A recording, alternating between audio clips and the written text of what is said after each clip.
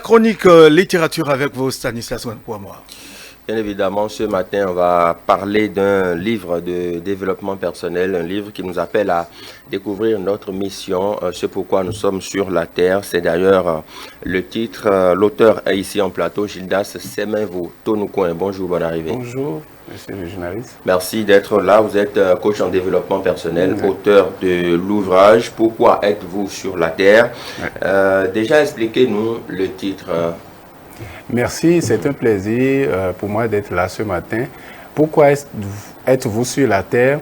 C'est en quelque sorte un cri de cœur et aussi ma manière à moi de partager comment est-ce que j'ai eu à faire pour savoir la raison ultime pour laquelle nous sommes sur la terre. Si on vous pose la question pourquoi est-ce que nous sommes sur cette émission ce matin, il y a certainement une réponse à ça. Pourquoi est-ce que iTélé existe? Il y a une raison à ça. Et quand on prend l'être humain et on analyse déjà tout ce qui nous entoure, on commence par se poser des questions. Et l'une de ces questions fondamentales, c'est ça. C'est pourquoi est-ce que nous sommes sur la terre?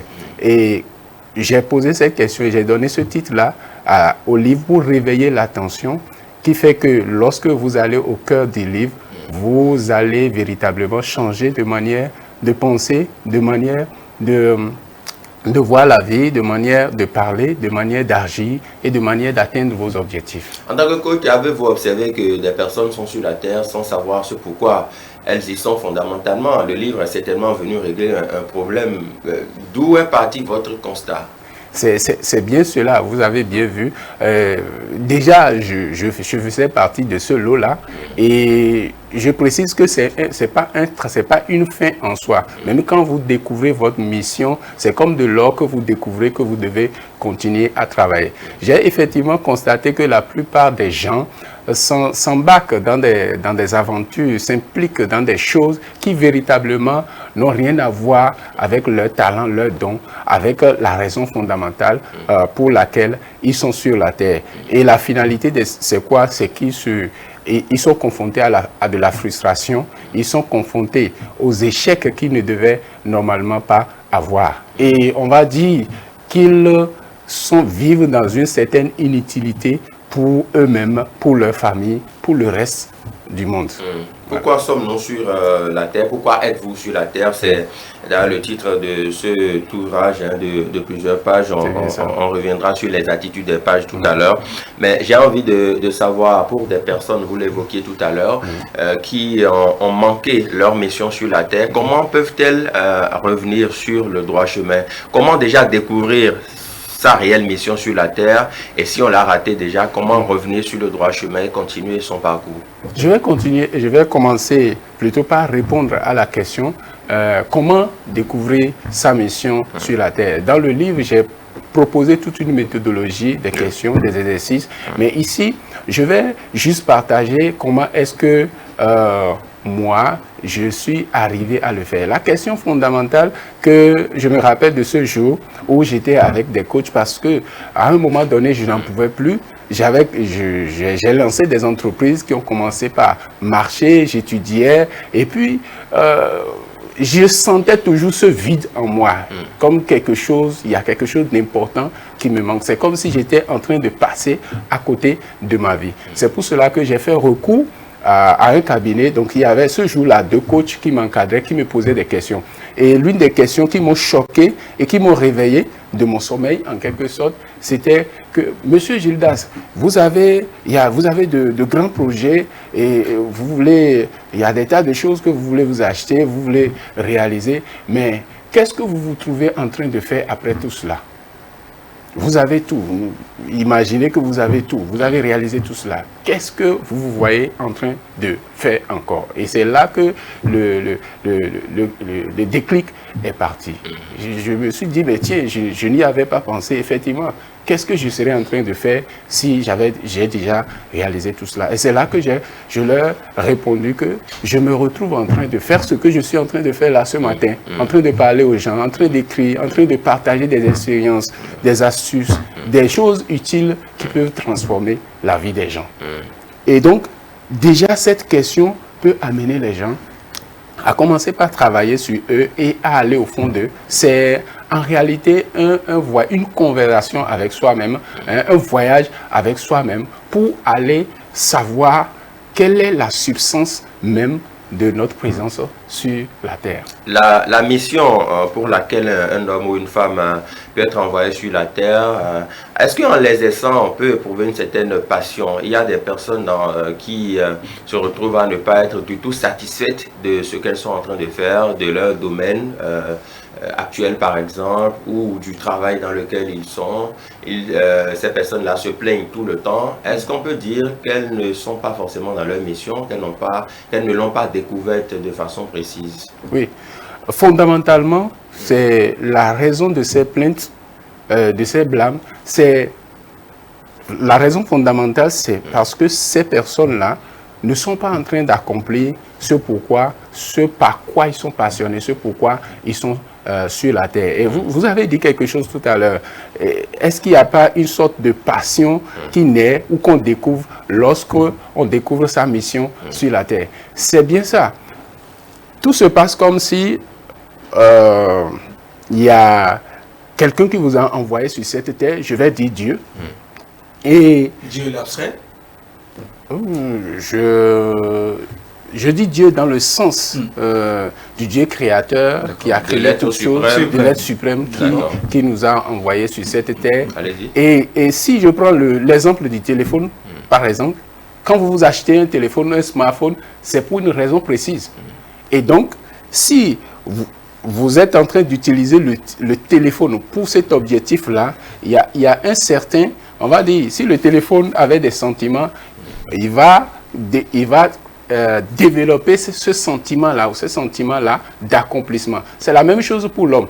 Lorsque vous commencez par exprimer ce dépôt-là qui est en vous, vous commencez par fructifier cela, vous avez un sentiment d'accomplissement, un sentiment de joie. Et c'est pour cela que, malgré le matériel que certaines personnes pourraient s'accumuler, malgré la quantité d'argent sur leur compte, et généralement, observez un peu les artistes, ces superstars qui réalisent des choses pas, ils ont des jets, ils ont des choses pas possibles, mais ils sombrent dans des dépressions. Pourquoi? Parce que en réalité, à un certain moment de leur vie, ils commencent par se poser des questions. Il y en a beaucoup qui ont passé à côté de leur vie. Et donc, la raison fondamentale pour le choix d'un métier, pour le choix d'un secteur d'activité, ne va pas être, par exemple, le matériel, de l'argent, mais fondamentalement, qu'est-ce que j'ai en moi? Qu'est-ce que je veux offrir aux gens? La question de la mission, de la découverte de la mission, de sa mission de vie sur terre, permet de lever tous les défis qui ont rapport avec nos activités au quotidien. Et donc, il y a une certain sentiment d'accomplissement, une certaine passion, une certaine joie inexplicable qui naît lorsque vous êtes en train de fructifier vos talents, lorsque vous accomplissez votre mission. Parce que tout se passe comme si, lorsque vous accomplissez votre mission, vous êtes en train de donner quelque chose aux autres, de donner quelque chose à la nature. Et lorsque vous donnez, cela vous revient. Et c'est ça qui crée votre sentiment de joie et ce sentiment d'utilité pour vous-même et pour ceux qui vous entourent.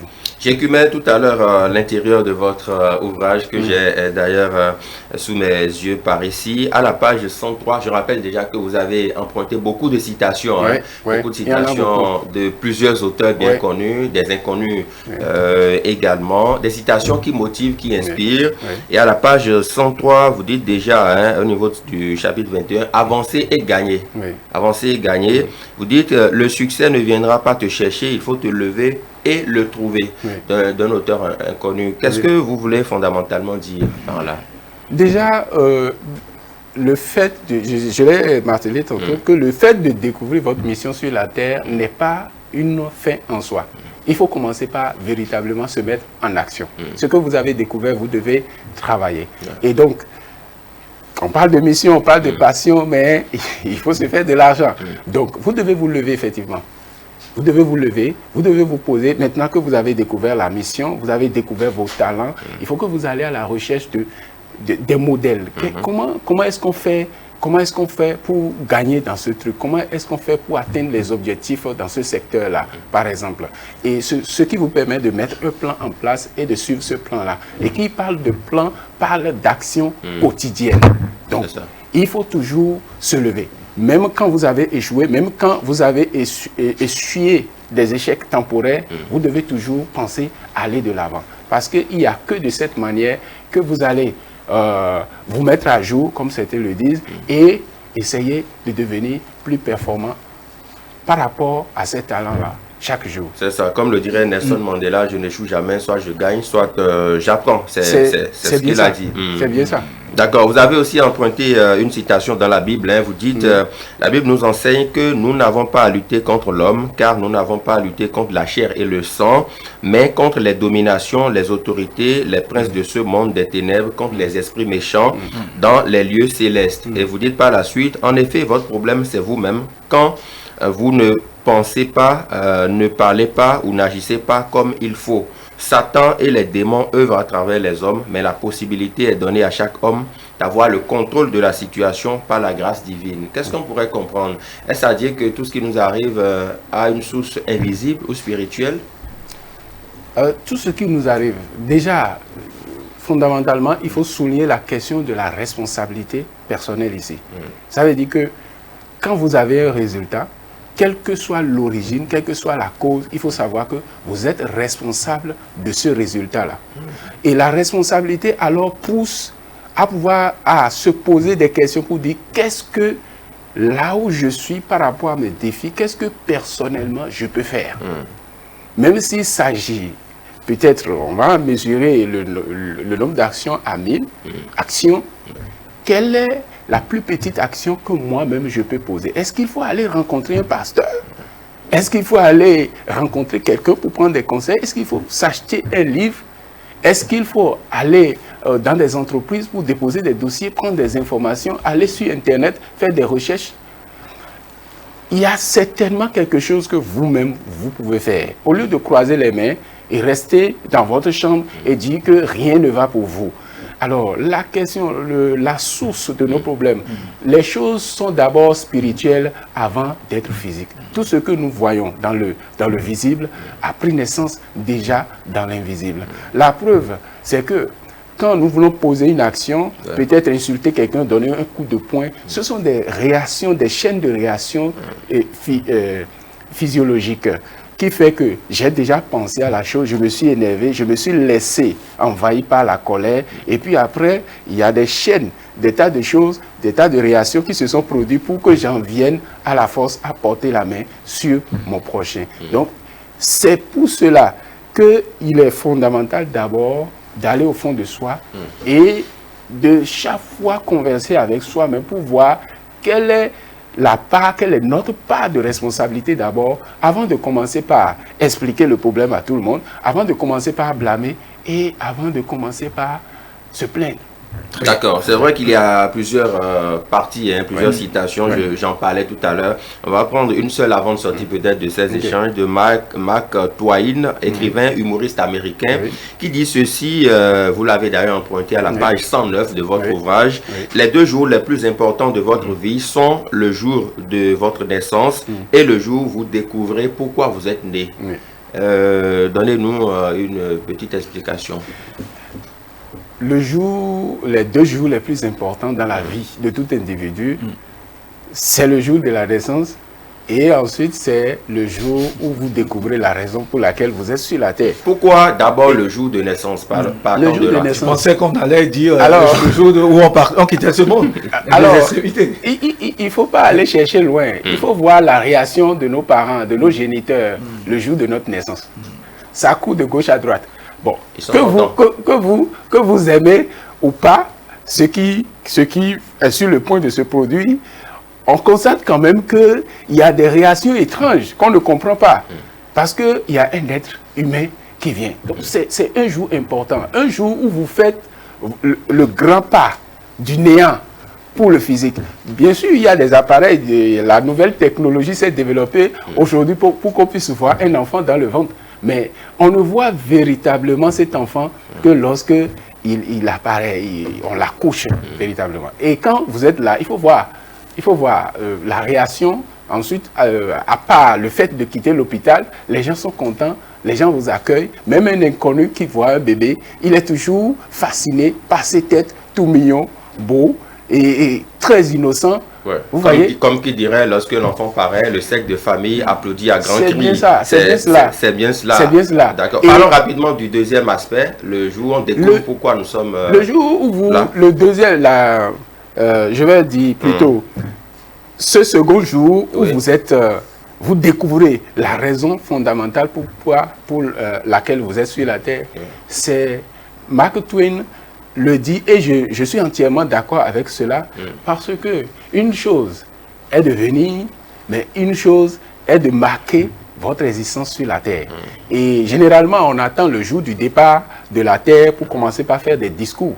Mais nous-mêmes, nous devons déjà préparer ce discours-là avant de quitter la Terre. Ce qui fait que quand vous découvrez ce pourquoi vous êtes sur la Terre, vous êtes à même de vous recadrer. Si entre-temps, vous avez déraillé, ou bien de continuer à faire la bonne chose si c'est cela que vous faites déjà. D'accord, nous avons suffisamment écumé l'intérieur du livre. Parlons de l'extérieur maintenant, le dos du livre, déjà la couverture. On dit « Pourquoi êtes-vous sur la Terre ?» Parlez-nous des couleurs qu'on a à l'écran avec la réalisation.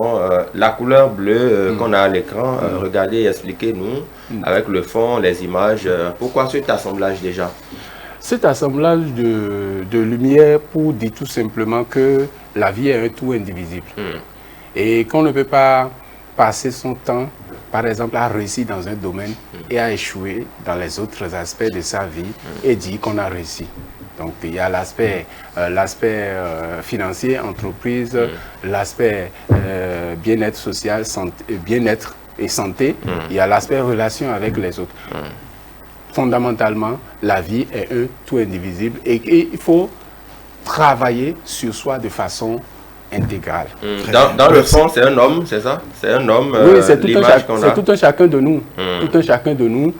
La lumière. Notre venue sur la terre et voilà la connexion avec le divin, avec l'infini, pour pouvoir recevoir, pour pouvoir se redécouvrir, découvrir cette mission-là. Parce que tout se passe comme si nous savions ce pourquoi nous venions sur la terre, mais quand nous faisons le grand saut, c'est comme si nous avons tout oublié. D'accord. Monsieur Tonoukouen, merci beaucoup. Le temps ne nous suffira pas pour écumer cet ouvrage à lire absolument, puisque c'est quand même important de découvrir sa mission sur la Terre. On a vu le dos de l'ouvrage également. Vous êtes auteur du livre « Pourquoi êtes-vous sur la Terre ?» Coach motivateur, coach en développement personnel. Vous donnez plusieurs conférences. Vous formez beaucoup de leaders dans les structures publiques et privées aussi. Merci. Passez une bonne journée. C'est un plaisir. Merci. Plaisir partagé. Merci à vous. Et on se retrouve tout à l'heure pour la causerie matinale, le dernier virage pour le compte de cette matinée.